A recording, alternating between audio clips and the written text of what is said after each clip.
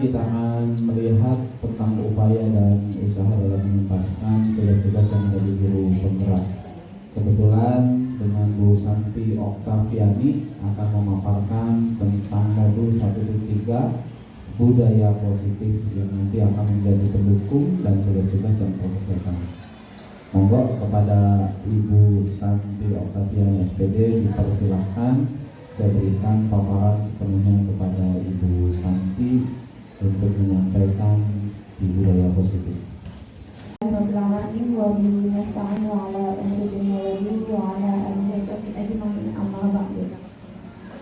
Terima kasih Bapak dan Ibu yang masih semangat belajar bersama ya Bapak Ibu. Yang terhormat Bapak Rohman selaku Wakil Humas, yang terhormat rekan-rekan guru yang masih semangat pada hari ini, terima kasih atas waktunya. Saya di sini bukan menggurui ya Bapak Ibu, tapi di sini hanya berbagi dan belajar bersama tentang budaya positif.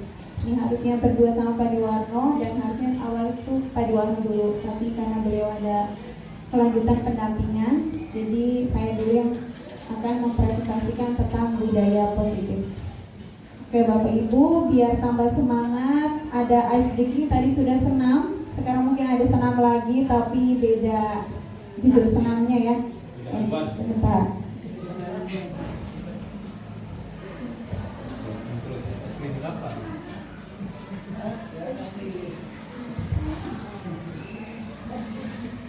Mangga Bapak Ibu boleh semuanya berdiri.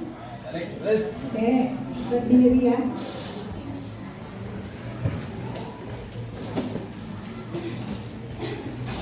Sudah siap?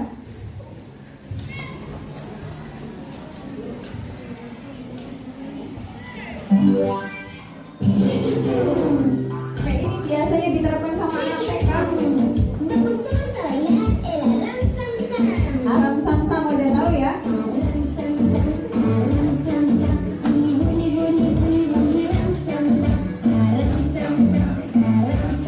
Ayo lebih semangat.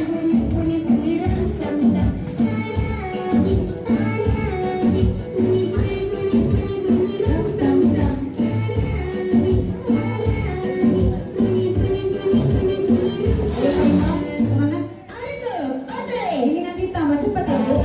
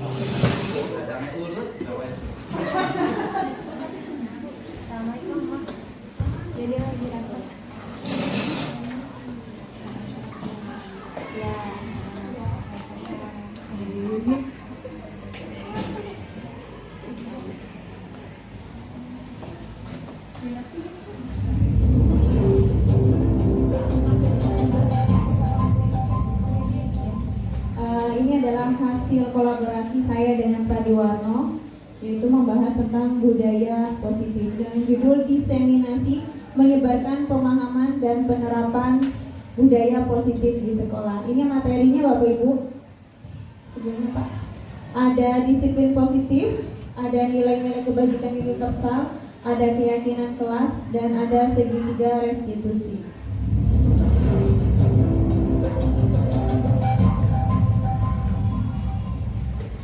Bapak Ibu mungkin sudah tahu ya tentang budaya positif, bahwa budaya positif itu sangat penting diterapkan di sekolah.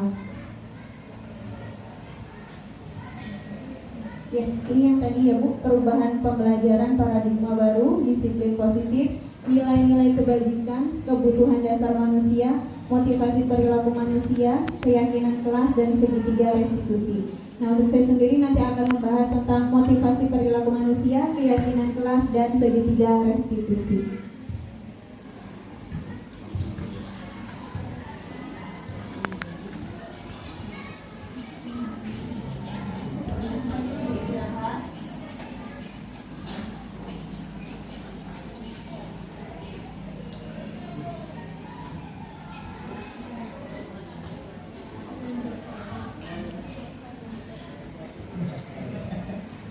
Bapak Ibu, ini adalah tentang motivasi perilaku manusia. Bahwa dalam kehidupan sehari-hari juga kita tuh butuh motivasi ya Bapak Ibu.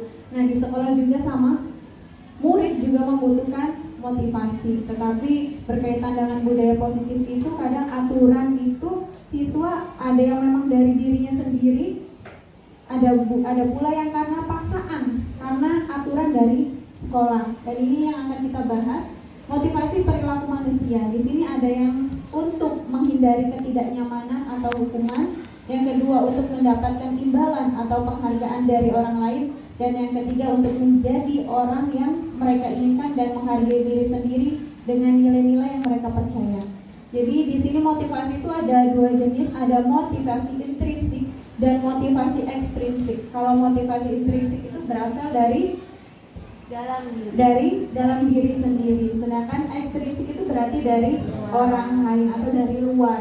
Ya, untuk yang poin pertama itu menghindari ketidaknyamanan atau hukuman itu termasuk ke motivasi ekstrinsik ya, ekstrinsik. Kemudian yang kedua juga untuk mendapatkan imbalan atau penghargaan dari orang lain. Nah, contohnya yang pertama itu apa yang akan terjadi apabila saya tidak melakukannya? Ini berkaitan dengan aturan di sekolah kita. Ketika siswa mengetahui ada aturan di sekolah, kebanyakan siswa itu belum sadar dari dirinya sendiri, tapi karena paksaan dari aturan. Contohnya ketika bel masuk sudah dibunyikan, tetapi mereka masih santai, berarti mereka belum ada motivasi dari dirinya sendiri. Tetapi jika siswa tersebut sudah memiliki motivasi dalam dirinya sendiri, mendengar bel berbunyi pun mereka langsung masuk ke kelas tanpa disuruh oleh orang lain ataupun disuruh oleh guru. Itu berkaitan dengan motivasi intrinsik dan ekstrinsik. Kemudian yang kedua untuk mendapatkan imbalan atau penghargaan dari orang lain. Ada juga siswa itu yang mengikuti aturan itu karena memang dia pengen dapat penghargaan.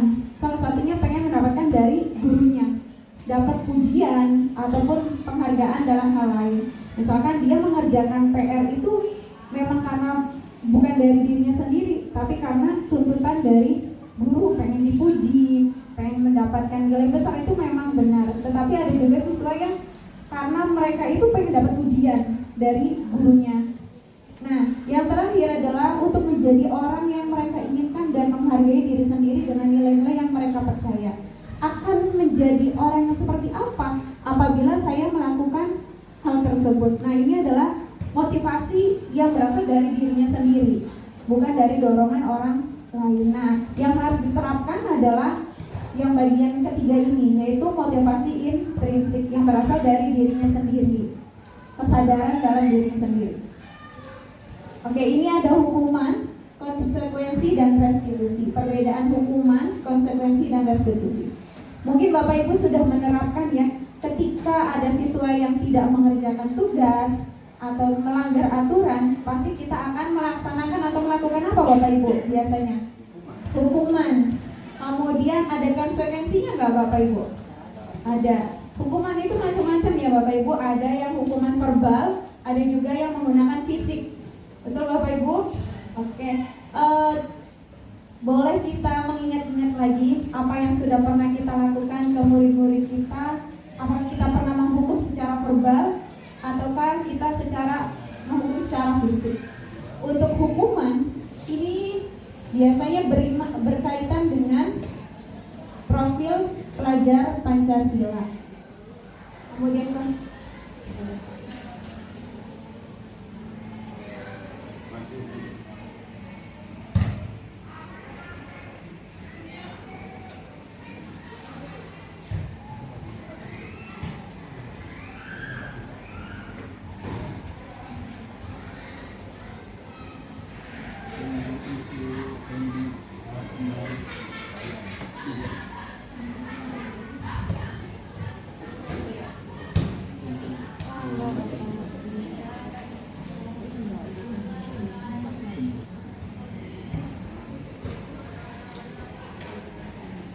kemudian ini ada keyakinan kelas. Keyakinan kelas itu merupakan pernyataan yang disepakati guru dan murid untuk menjadi pedoman dalam membangun budaya positif di sekolah.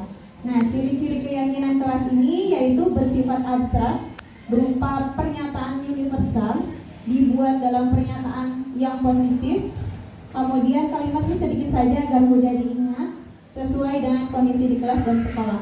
Kemudian melibatkan guru dan murid. Untuk membuat suatu keyakinan kelas ini bukan hanya guru saja yang menentukan, yang membuat aturannya, tetapi kita kolaborasi dengan murid. Bagaimana untuk membuat atau melakukan bagaimana ide-ide dari siswa tersebut untuk membuat keyakinan kelas. Yang mungkin Bapak Ibu juga sudah menerapkan ya keyakinan kelas di kelasnya masing-masing, ataupun ketika pembelajaran awal itu kita biasanya menerapkan keyakinan kelas dalam pelajaran kita, ataupun sebagai wali kelas juga kita bisa membuat keyakinan yang disepakati bersama. Ini adalah salah satu contoh yang saya sudah terapkan di kelas, itu membuat keyakinan kelas. Dalam membuat keyakinan kelas ini kita memberikan murid itu bagaimana, apa sih ide-ide mereka, ide apa saja untuk membuat keyakinan kelas yang disepakati bersama. Kemudian setelah itu mereka menuliskan sendiri, dan yang terakhir adalah kita tanda tangan kontrak bersama agar bisa menjadi bukti bahwa kita pernah membuat kesepakatan bersama. Oke, ini adalah contoh keyakinan kelas. Misalkan dalam bentuk disiplin. Disiplin ini biasanya dengan kalimat hadir di dalam kelas dengan tepat waktu. Dalam dimensi tugas, itu mengerjakan tugas dengan tepat waktu.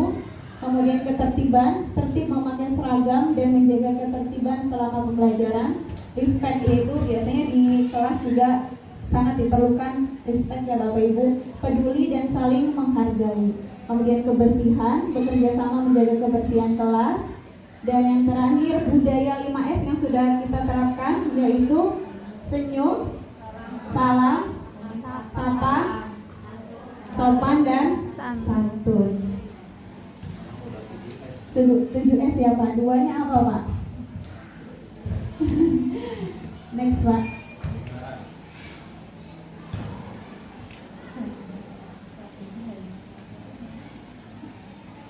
Selanjutnya adalah segitiga restitusi. Ini sering diterapkan oleh wali kelas dan guru BK.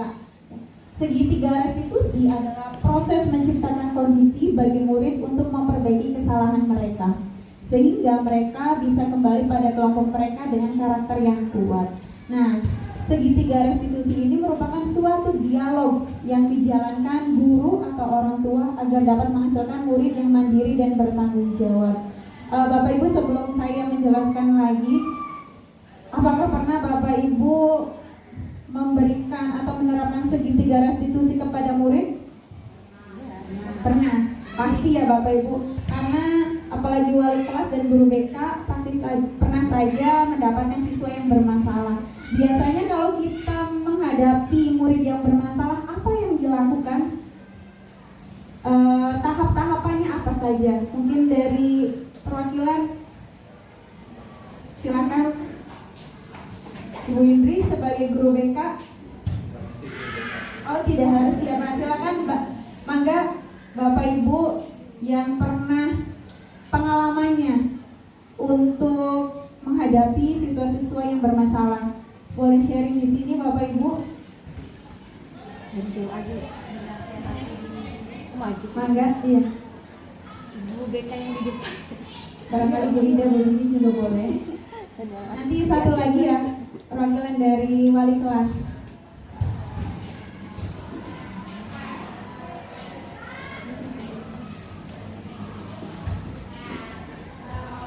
Terima kasih Bu Santi. Saya coba sharing ya Bapak Ibu.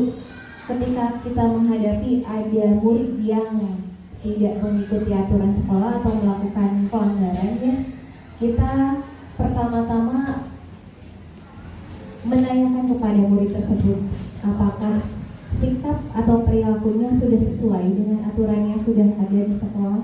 Kalau dia masih seolah-olah meyakini bahwa apa yang dia perbuat tidak melanggar aturan sekolah, kita terus meyakinkan bahwa apakah memang benar. Kita di sini berupaya untuk menyadarkan ya Bapak Ibu, menumbuhkan rasa kesadaran dari siswa tersebut, murid tersebut, bahwa apa yang telah dia lakukan adalah perbuatan yang bertentangan atau tidak sesuai dengan aturan yang berlaku di sekolah. Setelah itu, ketika murid tersebut sudah memiliki kesadaran bahwa apa yang dia lakukan ini hal yang tidak sesuai atau bisa dikatakan hal yang salah atau keliru, nah dari situ kita bertanya kepada murid tersebut, lalu bagaimana sebenarnya atau sebaiknya yang dia lakukan. Jadi tidak semata-mata kita langsung menyalahkan murid tersebut bahwa, nah kamu salah, kamu tidak boleh seperti itu, harusnya kamu seperti itu. Nah, cukup ya, langsung saja kita lanjutkan. Mohon maaf diganggu waktu duhurnya, nanti kita bahas saja setelah ini. Nah, disiplin positif itu setelah asal usul kalimat sudah disampaikan. Nah, sekarang bagaimana untuk tujuannya? Tujuannya tidak lain tidak bukan adalah untuk menanamkan motivasi pada murid dalam rangka menghargai diri sendiri dengan nilai-nilai yang diyakini. Jadi nanti untuk keyakinan kebajikannya akan disampaikan setelah ini. Dan ini untuk disiplin positif dari Ki Hajar Dewantoro. Ya, tujuannya adalah untuk menciptakan murid yang merdeka justru. Ya. Nah, syarat utamanya adalah harus ada disiplin yang kuat, yaitu disiplin yang diri yang memiliki motivasi internal. Jadi bukan karena dipaksa, bukan karena eksternal, tapi dari diri siswa itu sendiri. Jika kita tidak memiliki motivasi internal, maka apa yang terjadi? Maka kita memerlukan pihak lain untuk mendisiplinkan kita atau memotivasi secara eksternal karena berasal dari luar. Itu kalau tidak ada dari internal, maka kemudian baru langkah tersebut ditempuh. Nah, bagaimana dengan contoh-contoh kasus seperti ini, Bapak Ibu? Apakah Bapak Ibu setuju atau tidak ya? Coba nih. Yang pertama, hukuman fisik itu dapat mendisiplinkan anak. Coba, setuju tidak? Tidak setuju. Kenapa, Bu? Siapa? Ah iya, silakan Bu Mas. Kenapa hukuman fisik itu Ibu Dena tidak setuju? Saya tidak setuju tentang hukuman fisik untuk mendisiplinkan siswa, karena itu banyak sekali akan mendapatkan sesuatu hal yang luar biasa. Misalnya kita bisa berhubungan dengan kepolisian, maksudnya dalam hukum ya, karena sekarang itu siswa atau orang tua siswa itu tidak menerima apabila kekerasan yang mereka dapatkan, begitu. Terima kasih. Terima kasih Ibu Denon, luar biasa ya pendapatnya, bahwa Ibu Denon itu tidak setuju hukuman fisik dapat mendisiplinkan anak ya, karena kita tahu sendiri bahwa sekarang itu luar biasa ya sorotan dari pihak eksternal, dan juga kita merasa bahwa ini akan justru ya berdampak negatif kepada diri siswa. Makanya kita menyatakan bersama untuk tidak sampai dengan hukuman fisik. Ya. Nah, apakah yang kedua ini setuju atau tidak? Pemberian hukuman dengan hal positif itu seperti halnya contohnya membaca buku atau membersihkan halaman sekolah. Itu adalah dapat meningkatkan disiplin anak katanya. Setuju tidak? Bisa iya, bisa tidak. Nah, sekarang kalau iya bagaimana? Kalau tidak, kalau apabila apa? Silakan.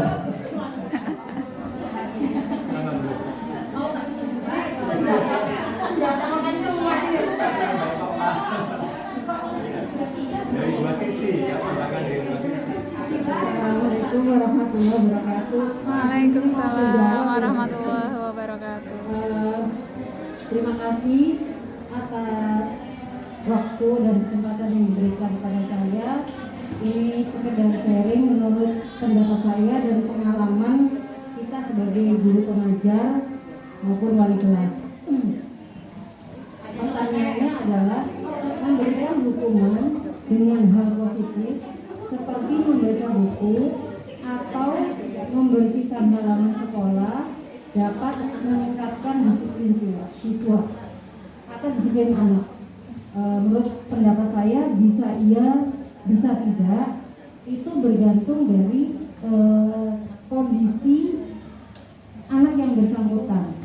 Nah, ketika bisa iya, saya katakan bisa iya, ketika anak itu biasanya dia itu dalam pemantauan kita ini dia itu anaknya rajin atau mengikuti aturan.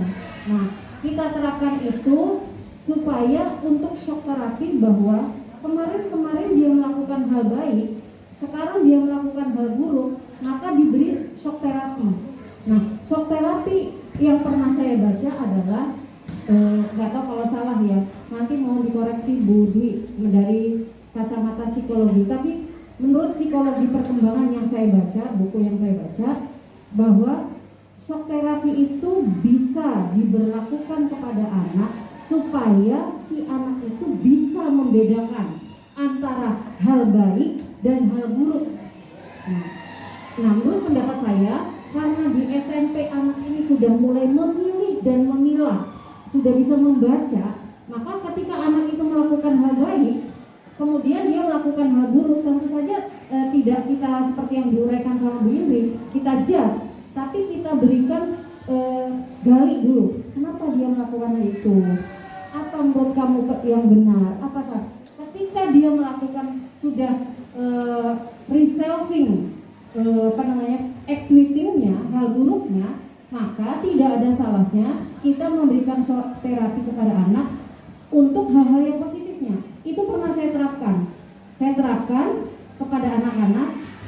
Kebetulan waktu itu cowok-cowok. Saya terapkan itu adalah ketika setelah dia sholat zuhur, bersihkan. Nah, bukankah kita di dalam Islam juga an-nadhafatu minal iman? Satu. Yang kedua, membiasakan anak untuk melakukan hal-hal yang bersih, karena kebersihan, equity itu harus dibiasakan. Tidak bisa hanya konsep, tidak bisa. Apalagi untuk anak-anak yang mohon maaf, kesadarannya untuk itu kurang. Maka tidak salah bagi kita untuk memberikan hal itu tadi. Nah, kebetulan tadi saya punishment-nya itu berupa membersihkan setelah kamu sholat. Nah, setelah kami sholat, bukan berarti kita meninggalkan, tidak. Saya juga nunggu dan saya juga ikut ngepel, saya juga ikut bebersih. Jadi anak melihat, oh iya ya, ibu juga seperti itu. Jadi memberikan penguatan bagi dirinya bahwa hal yang tadi dia lakukan itu harus saya resolving, controlling. Nah, hal itu saya lakukan selama 3 bulan. Itu pun sudah saya kondisikan bersama BK dan orang tua murid. Orang tua murid menyetujuinya. Apa yang terjadi? Setelah selesai hukuman itu, orang tua murid datang kepada saya untuk meminta perpanjangan supaya anak dan cucunya itu diperpanjang masa hukumannya. Saya katakan tidak. Anak itu sudah mulai memahami, sudah mulai berubah dan memberikan penguatan bahwa kemarin yang kesalahan yang dilakukan itu adalah benar-benar dia melakukan hal yang salah. tapi ada hal baiknya. Hal baiknya apa? Dia satu, penguatan nilai kebaikan. Yang kedua, dia menjadi terbiasa melakukan hal-hal yang positif berdasarkan kesadaran yang tidak ada salahnya. Juga kesadaran itu di unsur tadi Mbak Santi bilang ada unsur ekstrinsik dan unsur intrinsik. Nah, kalau yang saya katakan bisa tidak, ketika kalau memang anak-anak itu memang tidak paham karena ada anak-anak di SMP ini boro-boro dia memahami kalimat, membaca saja dia tidak. Ketika anak itu membacanya tidak lancar, memahami kalimat itu tidak bisa, maka itulah gunanya kita memberikan, membimbing, membersamai, seperti yang tadi diuraikan Pak Diwarno di kalimat yang awal, membersamai mereka dan seterusnya. Terima kasih, itu pendapat saya. Ini luar biasa pendapat terkait dengan apakah poin nomor 2 ini setuju atau tidak setuju dari sisi apa, ya tidak setuju dari hal apa. Artinya ketika kita tadi dikatakan bahwa menghukum dengan cara memberikan kegiatan untuk membaca buku atau membersihkan halaman sekolah, nah kalau dengan diiringi dengan teori dari Ki Hajar Dewantoro, ya memberikan teladan, kemudian Tuturi Handayani, Ing Madio Mangunkarso dan Ing Arso Sumtulodo, maka kita akan benar-benar bisa merubah anak itu menjadi lebih baik. Tapi kalau dibiarkan, kemudian juga anaknya ini punya kebutuhan khusus, gitu ya, itu juga tidak bisa dipaksakan. Karena misalnya silakan tulis Pancasila 1000 kali. Nah itu juga penghukumannya kurang bijaksana. Karena kalau kita kembali lagi ke teori kontrol tadi yang dikatakan oleh Besser, ya, bahwa manusia itu punya kebutuhan dasar manusia yang harus diperhatikan. Nah kalau kita tanya dulu masalahnya apa, kebutuhan yang bisa dibantu apa, itu maka akan menjadi lebih positif, ya, atau penerapan positifnya ini bisa lebih efektif. Nah, ini yang ketiga nih, ini nyambung dengan pernyataan tadi di pemberian reward atau penghargaan. Nah, setuju tidak kira-kira Bapak Ibu untuk yang nomor 3 ini, yaitu memberi penghargaan itu bahwasanya dapat meningkatkan motivasi belajar anak. Kira-kira gimana? Ada yang tidak setuju? Gimana Bu, Pak? Ya, ada yang setuju lebih banyak ya. Ada nggak yang tidak setuju? Kurang setuju? Pemberian reward ini secara otomatis dapat meningkatkan motivasi belajar anak.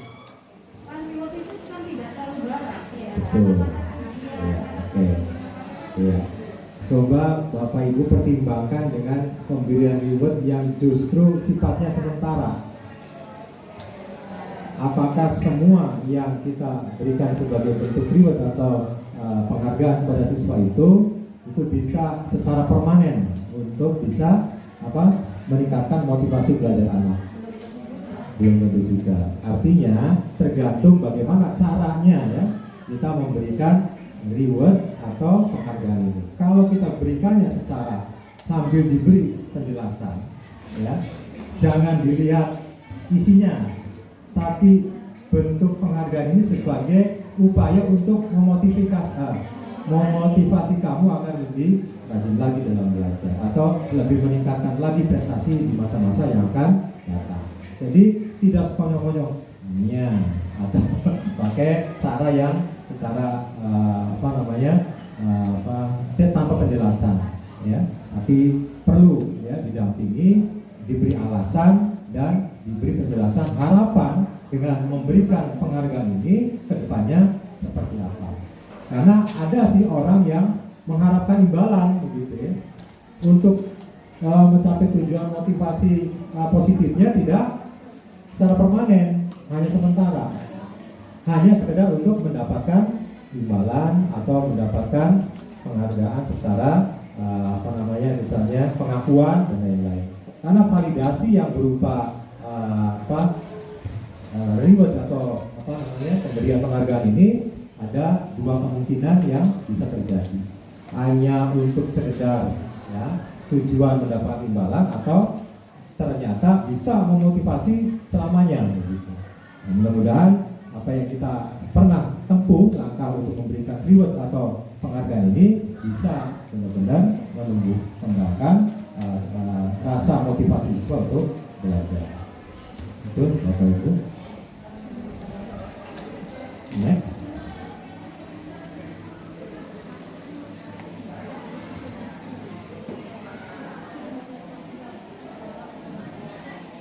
Awal tahun 2024 ya, semua guru disibukkan dengan perencanaan kinerja PMM. Coba Bapak Ibu ingat, ketika diluncurkan fitur baru di PMM yang namanya pengelolaan kinerja, kemudian tiba-tiba kita harus belajar tentang disiplin positif. Ingat nggak Bapak Ibu? Yang memilihnya kan ada 3 pilihan ya. Ada meningkatkan kualitas pembelajaran dengan fokus pada penerapan disiplin positif. Yang kedua tentang apa? Keteraturan suasana kelas. Dan yang ketiganya adalah pembelajaran interaktif. Nah, ternyata ini penjelasannya Bapak Ibu. Bisa dijelaskan di sini bahwa pada bagian praktek pembelajaran kita di kelas, sebagai bentuk dari kita melaksanakan kinerja pembelajaran atau kinerja kita di profesi kita ini sebagai guru, maka ini ada sebagai salah satu fokus ya, yaitu dengan cara meningkatkan penerapan disiplin positif. Salah satu indikatornya apa? Salah satu indikatornya adalah bahwasannya disiplin positif ini membuat banyak guru penasaran ya. Nah, seperti apa maksudnya dan bagaimana cara menerapkannya dalam pembelajaran. Maka kemudian ada belangkonya disediakan ya untuk mengobservasi sejauh mana ya penerapan disiplin positif bagi guru-guru yang sedang menjalankan praktek kinerja pembelajaran di kelasnya masing-masing. Next. Namanya, ini apa nih Pak? Gimana nih? Iya, dia ada di PMM ya. Nah, ini perlu kita jabarkan ya, tidak hanya sekedar saya fokusnya itu, terus langkah-langkahnya yang saya tempuh adalah ini penjelasannya ya. Jadi penerapan disiplin positif itu ada indikatornya Bapak Ibu ya. Ada indikator yang harus dilaksanakan, ada indikator yang harus dihindari. Nah, kan kita kemarin ada ya, ada lebih banyak yang memilih disiplin positif daripada keteraturan suasana kelas. Nah ini penjelasannya. Disiplin positif itu merupakan sebuah pendekatan untuk mendisiplinkan dan membangun karakter anak tanpa menghukum. Ya, walau tanpa pemberian hukuman, pendekatan disiplin positif bukan berarti membiarkan atau memberikan kebebasan pada anak tanpa batas. Next.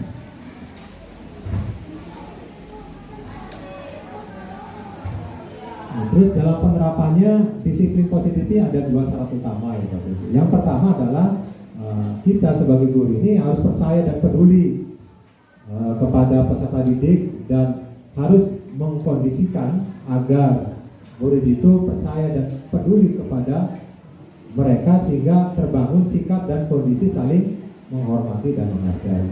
Jadi guru menghargai siswa, maka siswa akan secara tidak langsung juga nanti akan menghargai guru. Nah, kemudian yang kedua, dalam penerapan pendekatan disiplin positif ada tugas guru yang harus diketahui, yaitu harus kenal dan memahami perilaku peserta didik dalam perkembangannya. Jadi teori psikologi perkembangan perlu kita juga baca ya di sini dalam rangka penerapan disiplin positif.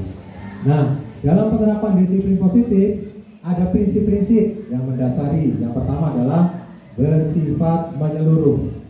Yang kedua, bertumpu pada kekuatan peserta didik. Yang ketiga, konstruktif. Yang keempat, inklusif dan proaktif serta partisipator.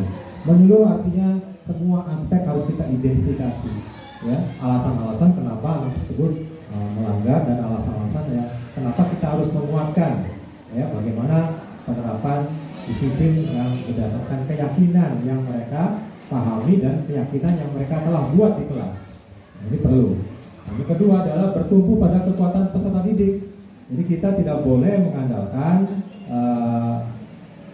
pemaksaan atau kita seolah-olah bisa mengendalikan mereka, tapi kita harus menggali potensi-potensi atau kekuatan yang dimiliki oleh peserta didik kita. Dan yang ketiga, konstruktif. Kita bangun kepercayaan diri mereka. Kita bangun bagaimana peran mereka di dalam kelas, di dalam kelompok, ya. Kita berikan peran secara merata. Kamu sebagai moderatornya, kamu sebagai ketika mereka presentasi, kamu sebagai pembawa materi yang pertama, kedua, dan seterusnya. Kamu yang memberikan kesimpulan, kamu yang memberikan penguatan dan sebagainya. Itu adalah berbagi peran, itu sebagai bentuk pengembangan kepercayaan diri murid di dalam kerja kelompok atau kinerja mereka dalam pembelajaran. Kemudian berikutnya inklusif. Jadi penanganannya itu berbeda-beda dari secara individual, itu namanya inklusif. Ya, ini punya kekhususan, ini punya keistimewaan, ini punya kekurangan dan kelebihan. Itu adalah secara inklusif harus kita berikan kepada siswa ketika menangani siswa atau menguatkan disiplin siswa di dalam pembelajaran. Yang kelima adalah proaktif. Artinya bukan reaktif ya sifatnya, tapi proaktif.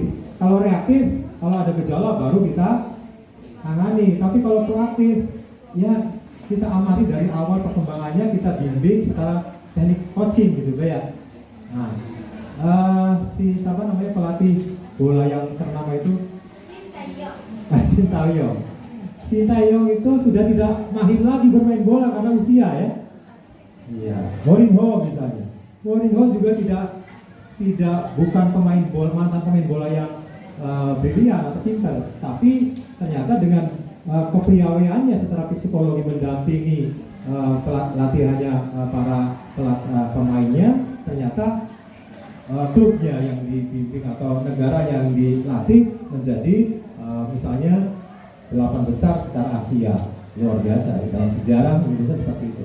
Ternyata pelatihnya sendiri kalau suruh main ya belum tentu bisa. Tapi secara coaching tadi, ilmu coaching dipakai ya secara proaktif ya, didampingi, dibimbing gitu ya, dilatih secara pelan-pelan ya, sedikit-sedikit, tapi lama-lama kemudian bisa sampai ke juara champion ya. Kalau untuk Hoda, untuk Sintayong itu sampai ke membawa Indonesia baru kali ini sampai ke babak perempat final ya, luar biasa. Semifinal perempat final itu luar biasa. Kemudian next yang dijelaskan sudah juga, lanjut Bu.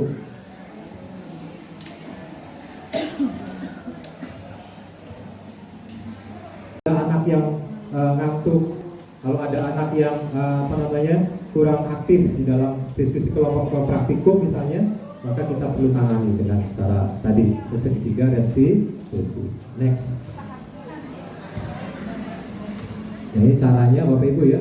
Cara yang pertama adalah dengan melakukan refleksi, kemudian juga bisa mengajak peserta didik dan menunjukkan kesediaan untuk bisa punya waktu untuk memfasilitasi bagaimana pandangan peserta didik tentang dinamika kelas ya, kemudian juga guru secara bersikap adaptif, artinya bisa menyesuaikan dengan kesepakatan kelas. Kalau misalnya kesepakatan ini harus ditambahi atau alami penyempurnaan demi ya mengantisipasi dinamika kelas yang ada. Selanjutnya lanjut Bu, langsung ke topik berikutnya. Nah ini untuk diskusi positif saya kira sudah cukup ya Bapak Ibu ya. Mudah-mudahan dari diskusi yang kita secara dua arah tadi, ada dari Ibu juga memberikan pendapat atau ungkapan-ungkapan tentang contoh kasus tadi ya, kita sekarang sudah punya wawasan lebih tentang disiplin positif. Dan selanjutnya adalah tentang bagaimana cara mewujudkan disiplin positif, yaitu dengan cara apa nih? Nilai-nilai kebajikan itu perlu diterapkan.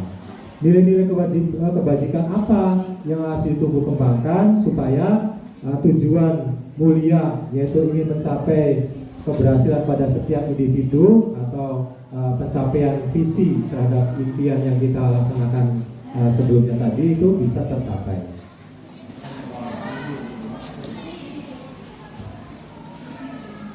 Nah ini nilai-nilai kebajikannya ini Bapak Ibu. Yang pertama, kita perlu tahu ya bahwa nilai-nilai kebajikan tiap negara atau tiap institusi itu berbeda. Institusi pendidikan menerapkan yang mana Bapak Ibu kira-kira? Yang sedang kita laksanakan nilai-nilai kebajikan yang mana? Yang satu dan yang satu baru-baru ini kan diterapkan, yang ketiga juga ya. Nah, ingat nggak Bapak Ibu waktu kurikulum apa ini namanya? Waktu kurikulum berbasis kompetensi dulu kan? Ya, kita menerapkan nilai-nilai keterampilan atau life skill dengan hidup. Yang pertama adalah dapat dipercaya, lurus hati, mendengar yang aktif, tidak merendahkan orang lain, memberikan yang terbaik dari diri. Itu adalah nilai-nilai kebajikan pada saat kita dulu menerapkan kurikulum berbasis kompetensi atau KBK dulu ya. Nah kemudian yang kedua itu adalah IBO Primary Yes Program, PYP, itu bahasa gimana ya. Nah ini adalah dirintis oleh sebuah institusi di Swiss ya. Kemudian juga dilaksanakan sebagai bentuk nilai-nilai kebajikan yang diterapkan di Malaysia. Apa itu isinya? Bahwa nilai-nilai kebajikan yang dituju adalah toleransi, rasa hormat, integritas, mandiri, menghargai, antusias, kreativitas, kerjasama, percaya diri, dan komitmen. Itu rada-rada mirip dengan dedikasi ya. Nah, itu adalah salah satu nilai-nilai kebajikan institusi atau organisasi sebuah negara atau yang dikembangkan di negara tertentu. Kemudian sekarang Indonesia sedang melaksanakan program Merdeka Belajar dengan tujuan utamanya adalah mencapai nilai-nilai kebajikan, yaitu berupa profil pelajar Pancasila. Masih ingat gak Bapak Ibu? Poin pertama Pak, beriman dan bertakwa kepada Tuhan Yang Maha Esa dan berakhlak mulia. Yang kedua, ya berkebijakan global. Yang ketiga, bernalar kritis. Yang keempat, mandiri, kreatif. Ya, gotong royong juga. Maaf ya, lewat tadi. Nah sekarang kebutuhan dasar manusia yang berdasarkan nilai-nilai kebajikan tadi perlu diperhatikan. Yang pertama, definisinya dulu. Kebutuhan dasar manusia itu adalah segala sesuatu yang kita lakukan untuk mendapatkan apa yang kita inginkan, dan seluruh tindakan yang kita lakukan ini memiliki tujuan, dan semua usaha terbaik yang kita lakukan adalah dalam rangka agar kebutuhan dasar kita terpenuhi dengan baik. Itu definisinya. Kemudian perlu kita ketahui ada 5 kebutuhan dasar manusia. Yang pertama adalah kebutuhan untuk bertahan hidup atau bahasa Inggris survival. Ya. Jadi kebutuhannya ini bersifat fisiologi. Jadi tuntutan koneksi antara potensi yang dalam organ tubuh manusia terhadap beradaptasi dengan lingkungan. Ya, maka yang tahan hidup itu adalah yang bisa beradaptasi. Yang tidak tahan hidup atau punah itu adalah yang tidak bisa beradaptasi. Contohnya apa? Dinosaurus, binatang yang sangat besar, tentu saja membutuhkan makanan yang sangat banyak. Makanan yang sangat banyak akan cepat habis karena lingkungannya tidak mendukung, tidak bisa beradaptasi dengan baik terhadap lingkungan yang hanya menyediakan kebutuhan pangannya sedikit, maka lama-lama dinosaurus punah. Belum lagi dengan adanya bencana alam, hujan meteor, kemudian pemanasan global, akhirnya tempat hidup mereka punah, maka punahnya juga organisme yang namanya dinosaurus tersebut. Itu adalah kebutuhan untuk bertahan hidup itu di keniscayaan itu semua makhluk ya, baik itu tumbuhan, hewan, dan manusia. Kemudian kasih sayang dan rasa diterima, ini juga sebagai kebutuhan dasar manusia. Jadi kita butuh untuk disayangi, kita butuh untuk diterima, kita juga butuh pengakuan ya. Nah ini sebagai bentuk, jadi kita diterima oleh lingkungan, kita diterima oleh sebuah institusi atau forum. Nah, ini diperlukan oleh manusia. Yang ketiga adalah penguasaan.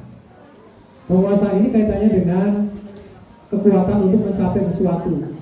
Nah, ini misalnya harga diri, keinginan untuk dianggap, dihormati, memimpin, ya, berprestasi, diakui, didengar, itu juga sebagai penguasaan. Jadi aktualisasinya kita itu butuh aktualisasi, butuh disalurkan ya jiwa kepemimpinan dan seterusnya.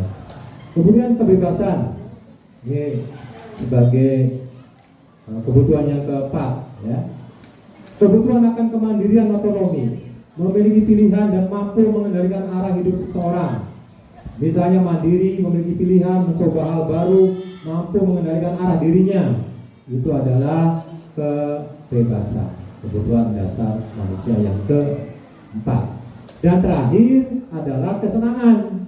Kesenangan ini kaitannya dengan bagaimana kita bisa mencari kesenangan, kebahagiaan, bermain, tertawa, ya.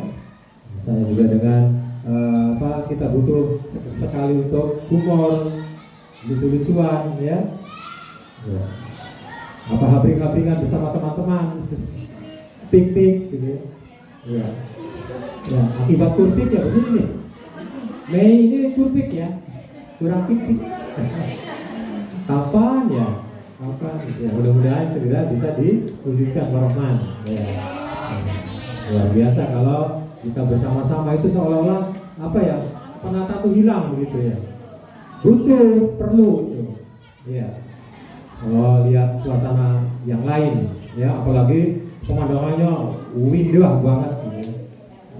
Pagi-pagi, ya, nginep di mana atau kemah di mana ada suara deburan ombak, ya, atau di pohon ada cuitan burung-burung emprit. Apa burung emprit tuh? Burung emprit itu burung yang ini dijual, ya, cicit ya. Kalau pagi hari atau sore hari itu lihat di sekitar halaman rumah. Kalau terbang-terbang bareng itu kerayak gitu ya.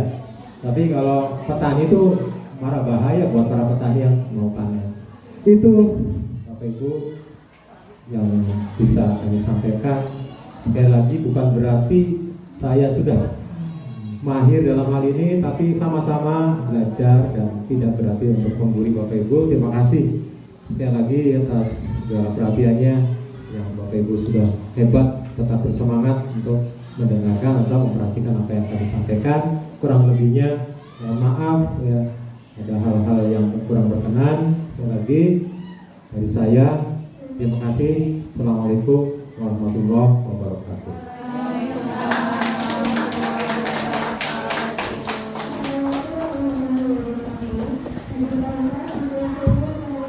Terima kasih Bapak Ibu yang masih standby di sini. Acara dengan cara telah selesai. Semoga yang kita sampaikan bermanfaat untuk kita semua, mendapatkan keberkahan dan bisa diterapkan dalam kehidupan sehari-hari. Amin amin ya rabbal alamin. Terima kasih Bapak dan Ibu. Untuk menutup acara, marilah kita membaca hamdalah. Alhamdulillahirabbil alamin. Terima kasih Bapak Ibu. Mari menjadi agen perubahan pendidikan, tergerak, bergerak dan menggerakkan. Wassalamualaikum warahmatullahi wabarakatuh.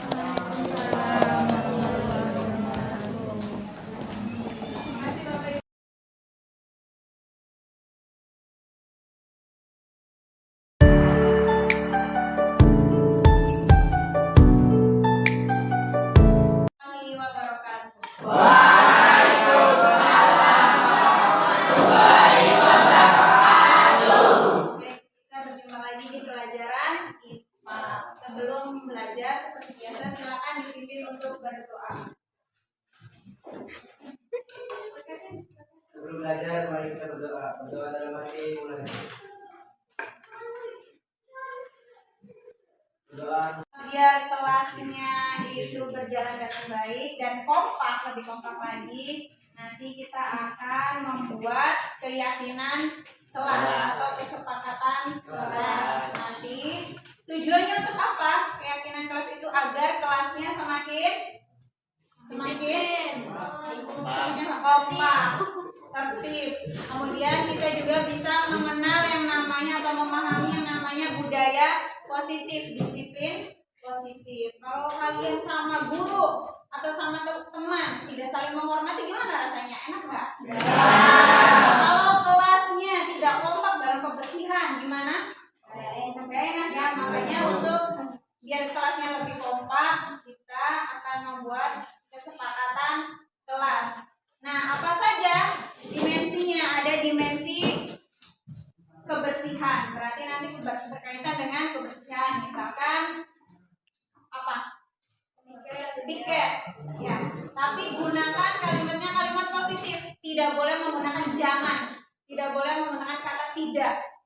Misalkan kalau aturan itu jangan membuang sampah sembarangan. Ya, tapi diganti kalimatnya. Buanglah sampah pada tempatnya. Beda nggak maknanya? Beda. Lebih halus yang mana? Buanglah sampah pada tempatnya. Jadi jangan gunakan kalimat jangan dan tidak. Gunakan kalimat yang lebih sopan, lebih positif. Ya, nanti ada dimensi untuk kesepakatan kelas. Kesepakatan atau keyakinan kelas. Ada dimensi dari disiplin. Disiplin itu apa? Dimulai dari berpakaian. Disiplin tepat waktu. Misalkan berangkatnya masuk sekolahnya tidak tepat waktu atau terlambat, disiplin tidak? Tidak. Berarti kita harus apa? Datang jangan menggunakan kalimat tidak ya. Tadi itu disiplin. Kemudian ada lagi dimensi respect. Tahu respect? Apa itu respect? Respect itu apa? Menghargai, menghormati. Berarti jangan menggunakan kalimat tidak boleh membuli, tapi dengan kalimat saling menyayangi, saling menghargai, saling menghormati. Gunakan seperti itu ya. Kemudian ada lagi tentang ya, tugas atau pembelajaran di kelas.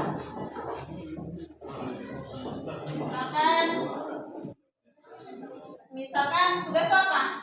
Mengerjakan tugas dengan tepat waktu. Kemudian pembelajaran di kelas. Bagaimana? Kalau belajar di kelas itu harus apa? Mendengarkan misalkan guru menjelaskan. Mendengarkan. Kemudian apa lagi di kelas? Ketika pembelajaran tidak berisik. Tuh, kalimat tidaknya diganti. Berarti dengan cara apa? Guru yang sedang berbicara di depan. Menghargai guru. Oke, hebat. Ada lagi? Tidak mengobrol. Nah, tidaknya tuh diganti. Jadinya apa? Mengurangi Bercanda. boleh ya. Oke, kemudian ada lagi kebersihan di kelas. Kalian harus apa? Melaksanakan tiket sesuai. Ada lagi? Bergotong royong. Betul. Kemudian apa lagi? Kerjasama. Kerjasamanya dalam hal apa? Dalam hal kebersihan di kelas. Ada lagi? Budaya 5S. Masih ingat 5S? Apa aja? Senyum. Berarti ketika dengan teman atau seluruh warga di sekolah ini kita harus apa? Senyum. Tapi jangan senyumnya sepanjang jalan, senyum aja ya. Oke, harus apa? Berkaitan dengan 5S. Menyapa seluruh warga di sekolah. Bu, gimana kalau kita nggak kenal? Dia cukup senyum. Ya, dia nggak dibalas senyum juga, yang penting kita senyum. Senyum itu adalah salah satu ibadah. Oke, 1, 2, 3, 4, 5. Oke, kita bagi ya. Kita bagi. Nanti bari artinya kedisiplinan. Ya. Kemudian yang kedua, respect, ya, yang berkaitan dengan menghargai, menyayangi, ya, itu respect. Kemudian untuk yang ketiga itu adalah tentang keyakinan kelas di pembelajaran kelas, bagaimana harus apa. Dan yang terakhir ini kebersihan dan budaya 5S. Ya. Oke, perhatikan nanti Ibu bagikan kertas, ya. Nanti kalian tulis ini per 2 orang 1 kertas. Tulis dalam keadaan begini. Ini kan ada kertasnya nih, jangan begini, tapi begini nih, udah ada tandanya, ya. Seperti ini, kalian tulis yang disepakati bersama dengan teman itu seperti apa tentang kelas, ya, keyakinan kelas. Nanti kalau sudah kita tempel di belakang. Bisa dipahami? Bisa. Tulisannya yang unik, ya, bagus. Kalau pakai pulpen tulisannya yang besar.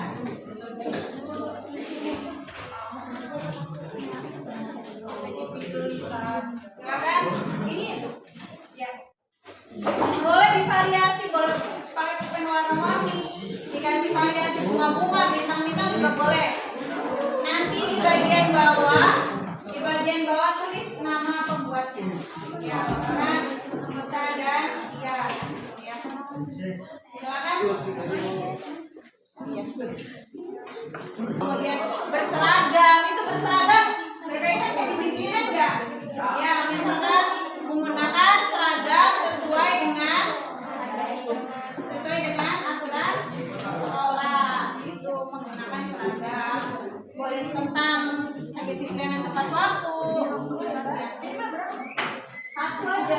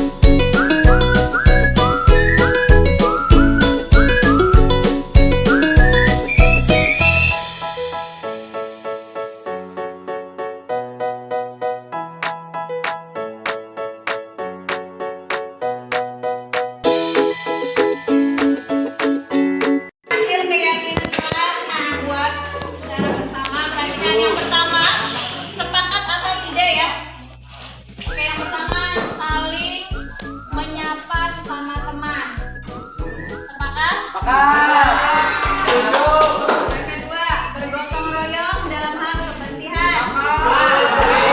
Nanti kalau ada yang nggak bergotong royong gimana? Kemudian buanglah sampah pada tempatnya. Temannya atau tempatnya? Kemudian kerjakan tugas yang sudah diberikan oleh guru. Sepakat? Membawa buku mapel sesuai mata pelajaran. Menghargai guru yang sedang menjelaskan. Sepakat? Saling menghargai antar sesama. Sepakat tidak? Oke. Menghargai satu sama lain, menghargai dan menyayangi teman. Tidak ada apa membuli. Ya. Saling menghargai satu sama lain. Oke, perhatikan ini ada lagi. Datang tepat waktu. Ya, tidak boleh telat. Pakailah seragam sesuai aturan sekolah. Ya, sudah ada jadwalnya ya. Hari Selasa jangan sampai salah kostum. Kemudian datang pembelajaran di sekolah tepat waktu. Seragam lengkap. Oke. Pakailah seragam lengkap. Sudah tadi sudah semua sepakat kita membuat keyakinan kelas ini. Semoga keyakinan kelas ini bisa kita terapkan dalam kehidupan sehari-hari. Hari ini kita sudah membuat keyakinan kelas. Semoga bisa diterapkan ya. Karena itu salah satu wujud kedisiplinan kita, wujud dari budaya positif di sekolah, khususnya di kelas 8. Ya, terima kasih untuk poin teman-teman yang sudah hebat sudah membuat keyakinan kelas. Tepuk tangan untuk kita semua.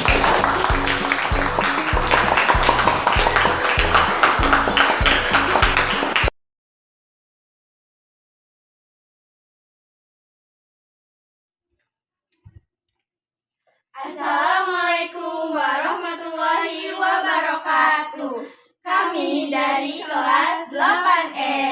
Berikut testimoni dari kami. Kelas ini membantu saya dan teman-teman untuk belajar mematuhi keyakinan kelas yang telah dibuat. Hal baru yang saya dapatkan saat melakukan keyakinan kelas adalah saya dapat memahami pentingnya disiplin positif di lingkungan kelas. Keyakinan kelas ini dapat menciptakan lingkungan belajar yang positif di kelas. Hal ini membuat saya nyaman dan aman saat belajar di kelas. Keyakinan kelas ini dapat meningkatkan motivasi belajar karena merasa bertanggung jawab untuk menjaga kelas tetap nyaman dan kondusif. Dengan adanya keyakinan kelas akan membantu saya dan teman-teman saya untuk mengembangkan rasa disiplin diri untuk selalu mematuhi keyakinan kelas yang telah disepakati bersama. Assalamualaikum warahmatullahi wabarakatuh. Pada kesempatan ini saya sampaikan terima kasih yang sebesar-besarnya kepada Bu Santi atas dedikasi dan kerja kerasnya dalam mendiseminasikan materi dan praktek baik terkait dengan upaya bagaimana meningkatkan implementasi budaya positif di sekolah kita, yaitu SMP Negeri 1 Karangampel. Dan Bu Santi telah memberikan kontribusi yang sangat berarti dalam menciptakan lingkungan belajar yang lebih baik dan harmonis antara guru dengan siswa dan antara siswa dengan siswa. Melalui materi dan praktek yang beliau sampaikan, kami terus terang merasa telah memperoleh wawasan yang lebih mendalam betapa pentingnya budaya positif di sekolah dan bagaimana cara menerapkannya sebagai bentuk upaya untuk meningkatkan efektivitas dan kualitas pembelajaran dan bagaimana mengoptimalkan potensi-potensi yang ada dalam peserta didik. Saya sangat terkesan dengan upaya yang sudah dilakukan oleh Bu Santi dan semoga ini menjadi inspirasi bagi rekan-rekan guru yang lain dalam rangka keberpihakan kepada murid dan bagaimana mengoptimalkan potensi dan karakter siswa, yaitu dalam rangka mencapai profil pelajar Pancasila yang kita inginkan bersama. Terima kasih. Assalamualaikum warahmatullahi wabarakatuh.